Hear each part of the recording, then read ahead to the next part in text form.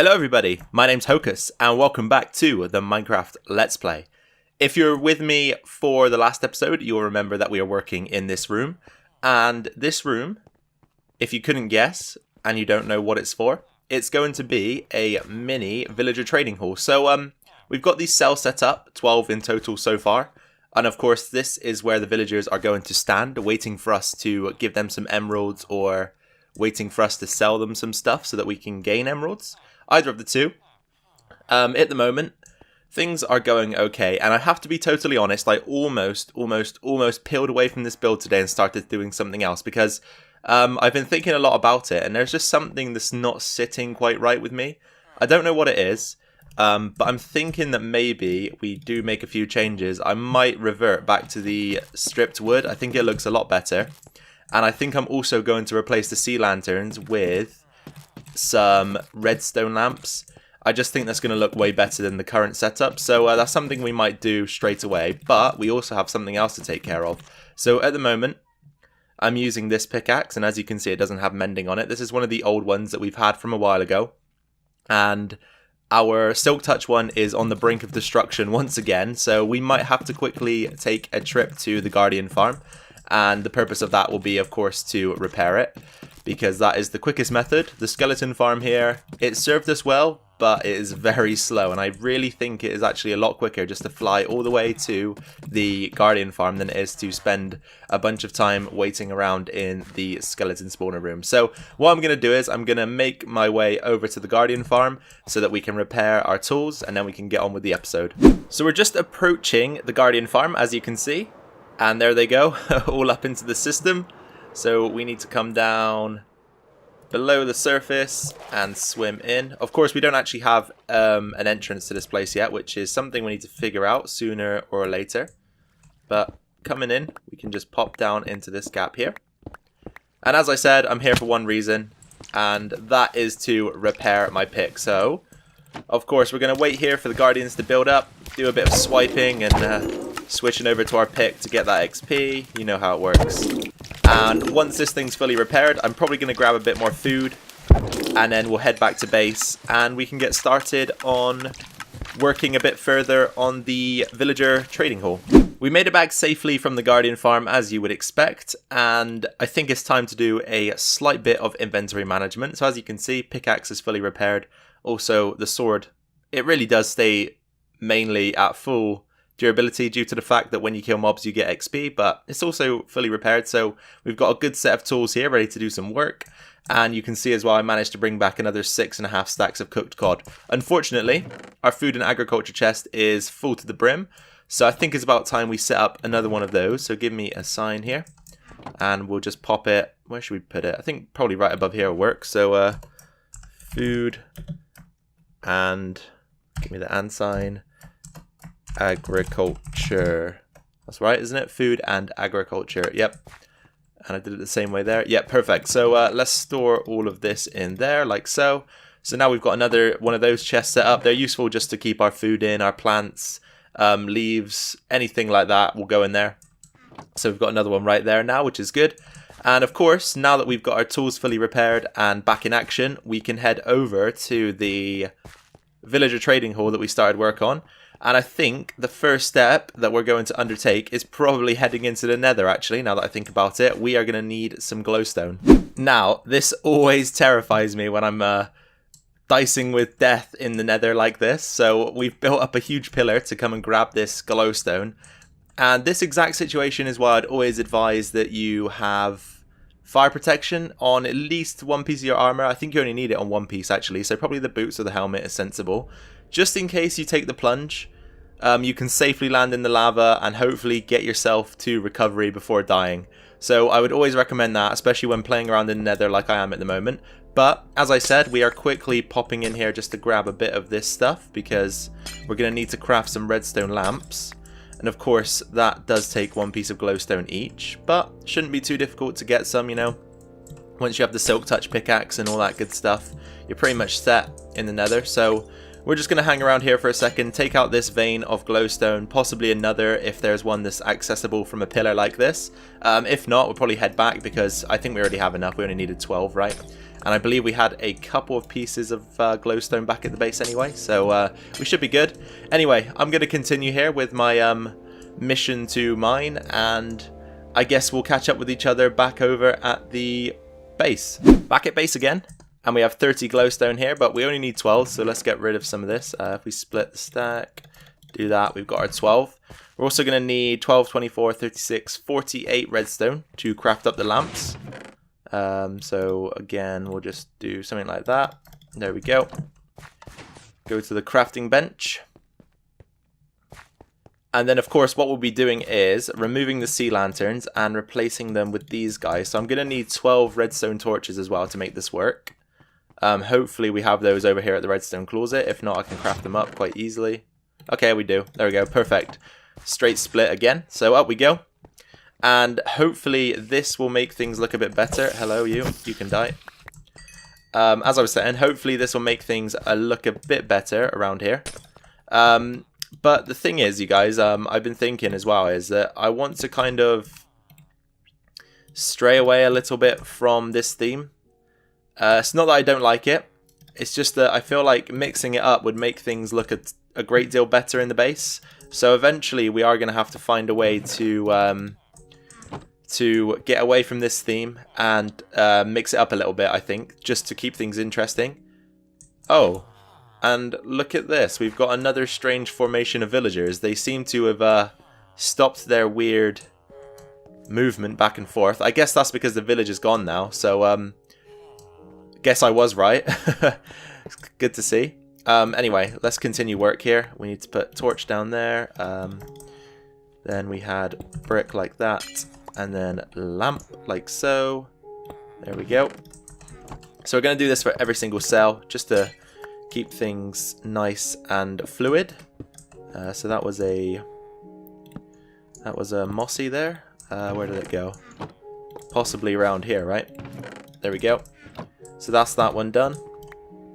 And then we've got a cracked here, so pop that in there, cracked, and then lamp.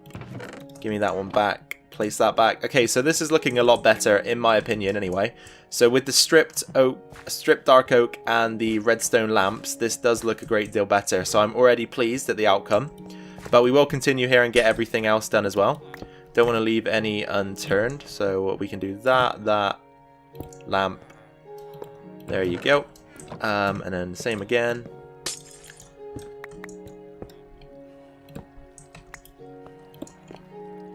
And then replace the iron bars. So I'm going to get the rest done off camera, I think, you guys. Don't want to bore you with that. And then we'll jump into the next task. All of the redstone lamps are in place. As you can see, I'll give you a quick run by here so that you can just take a look at how things are shaping up now. There we go. I think that's a lot better, definitely. So now what we're going to do is attempt to get a few of these guys down into their cells. So, of course, we need to make sure they can't escape from this room. And by doing that, we should be good. And also, we're going to create a little bit of a staircase for them to walk down. And I think what we'll do is we'll just bust open a few of those iron bars and just see what happens, see where they decide to go. Okay, so if we take out this amount here, that should give them a good enough room to exit. And we'll also go ahead and remove a few of these so that we can get them into position. There we go. I think they'll fit. Are they two? They should be 2 blocks tall, I'd imagine. Villagers. Okay, here comes one guy already. This is the mending villager. Perfect. He's probably our most valuable. So we'll go ahead and try and stick him right over here in the corner. Come on, in you go. There we go. Okay, he's in. Perfect. So now we can trade. Get ourselves the mending book, which is just here. And of course, do anything else we want to with him. Perfect. So who's this guy? I haven't named him, so he's got an unbreaking book. That is possibly what we kept him for. He's also got a loyalty 1, projectile protection. Yeah, so this guy is unbreaking, I'm assuming. We'll put him right next to mending here. Of course, we do need to name tag him eventually. We could probably do that in a second, actually. So he is unbreaking. We've got mending there. Let's quickly go and grab a name tag for him. Break that, of course. We don't want the villagers escaping now. I think actually we ran our anvil into the dust, didn't we, last episode or so? So we're going to have to create a new one, which isn't ideal considering our iron supplies, but it should be fine. In the long run, we'll probably use it enough to justify the cost, so why not? There we go. And we can plonk that down. I need a name tag, which apparently I don't have any of around here. Okay, I would have thought I had some. Maybe not. Anyway, I'm going to pop back upstairs then, grab the name tag, and I guess we'll be right back and carry on with what we're doing. So I had a bit of an issue with my recording on the last segment, but we did go ahead and name this guy Unbreaking 3, as you can see. So right there, Unbreaking 3, 18 emeralds. It's not the worst deal, but it's also not the best that we could possibly get. However, I will stick with it for now. And then we've got a mending dude here. A couple of other villagers hanging around that we need to organize, but unfortunately, they're making life very difficult for us at the moment. Is this guy going to come out of here? No. You see, with villagers, it's weird because they always tend to hang around in areas where you're not able to move them. It's almost like they do it on purpose. And I can hear a slime. That must be in the slime farm. Come on, you guys. Come on. I need to move you. Or channeling. Come on, you at least. You can move. Come on. Don't stay in that little cubby hole. Right, so who's this? Who's this? This is Fortune 3. Awesome. Fortune 3, you come with me. We're going to lock you up. Don't worry. You might get released one day. Don't look at me like that. Come on, in you go. In you go. There you go. Okay, so that's Fortune 3 in place. He's got Lure 3, Lure 2, Fortune 3 for 12 emeralds. That's a good deal, actually. Not that we'll be using it very often, I can't imagine, but it is a good deal after all. Unbreaking 3 mending. This guy, I think, is Aqua Affinity. I just checked a second ago.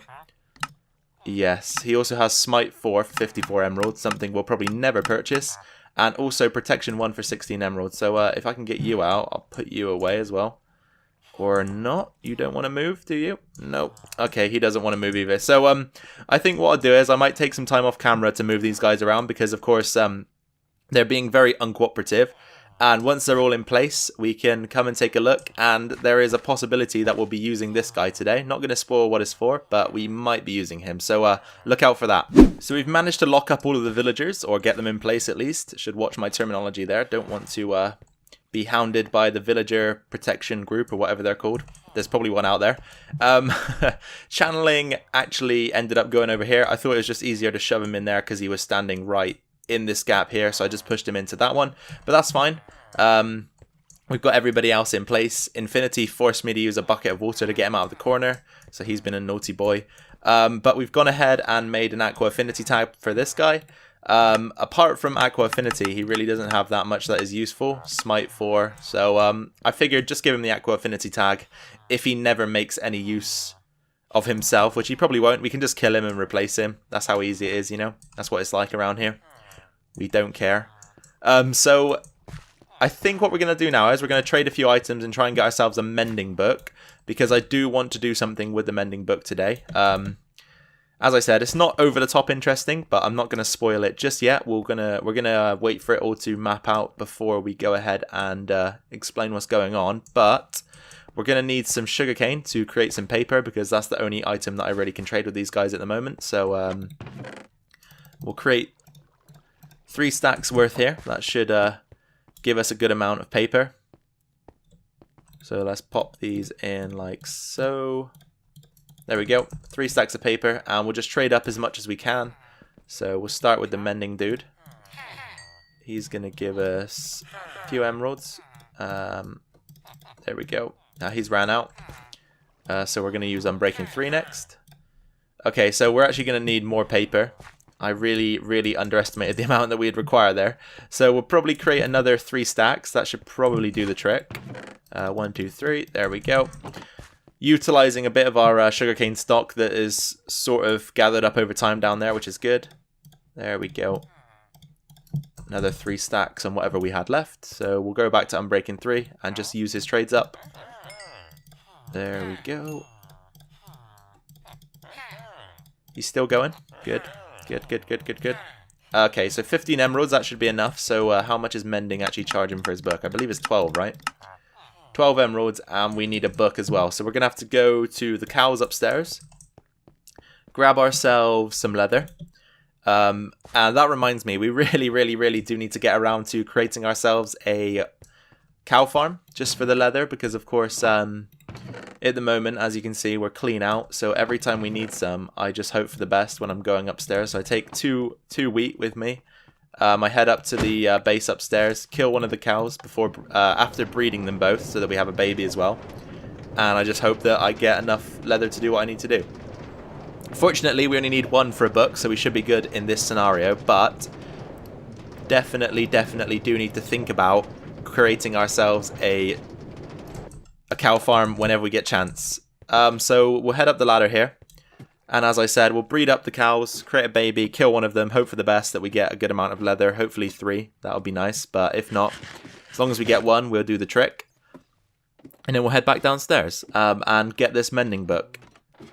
It sounds like the cows are messing around with our AFK fishing farm. Come on, dude. Come on. Come on. Oh, he's going to make me push him, right? There we go. Down you get. Okay. You two make love. Please. Thank you. And then we'll separate one of you off for slaughter. There we go. And he gave us 4 leather, so that's a nice amount, actually. It's more than I thought I was going to get, which is good. So now we can go and craft that book. There we go. And if we go and talk to Mending Villager, I believe he wants to make a trade with us. So should be able to get our Mending book. But now we're hopefully going to get lucky in the enchanting table. That's another thing that factors into this. And then if we do, we should be able to create ourselves what we need. So here we go. We're going to run over to the Villager Trading Center quickly. Grab ourselves a mending book, and then we'll probably take a little break from recording so that I can do a few things, and we'll get right back to it. So here he is.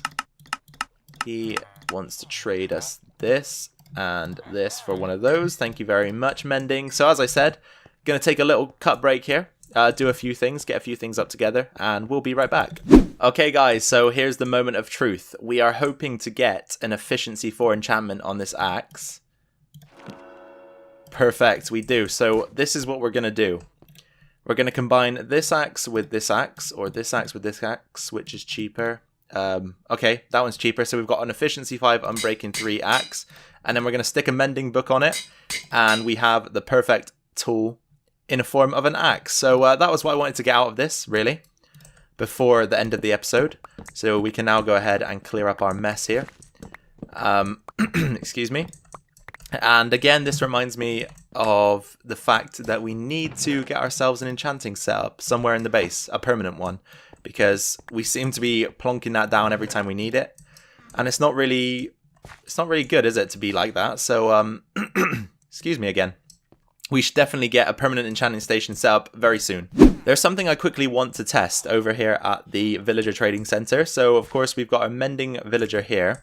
Let's just double check what other enchantments he has. So he's got Fire Aspect 1, Mending, and Frostwalker 2. So can we place a sign here? We can. Awesome. So I want the top line to specify the main trade, and then underneath that we'll have Fire Aspect 1, like so, and Frostwalker 2.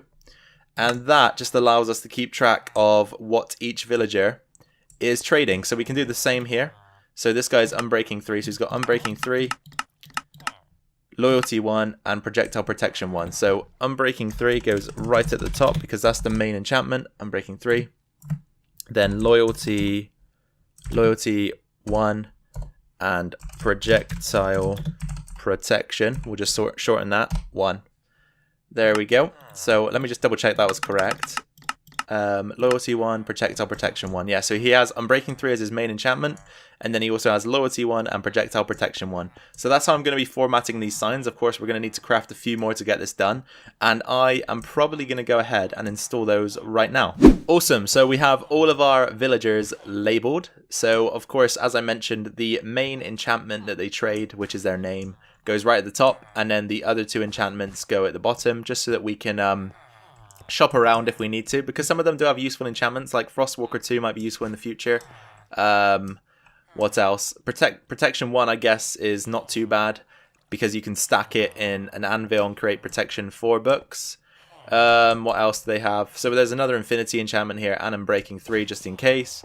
So yeah, I think it works pretty well, the system that we've got so far, and although I'm not too impressed by this room, of course, that is the truth.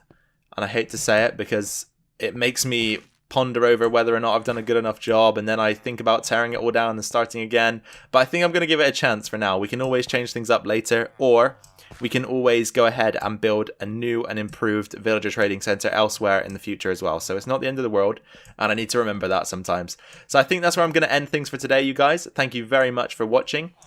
If you did enjoy the video, then be sure to drop a like down below. That helped me out and helped the channel out, allows me to gauge the sort of reaction and response that I'm getting from these videos.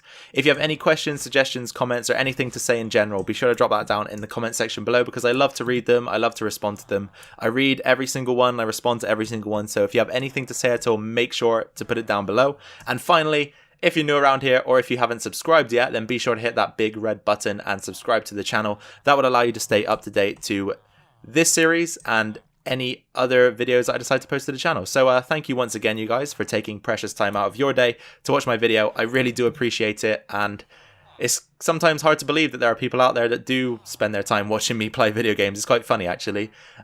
So make sure you take care of yourselves, make sure you look after your families, and of course, I've been Hocus Pocus, and I will see you all in the next video. Bye for now.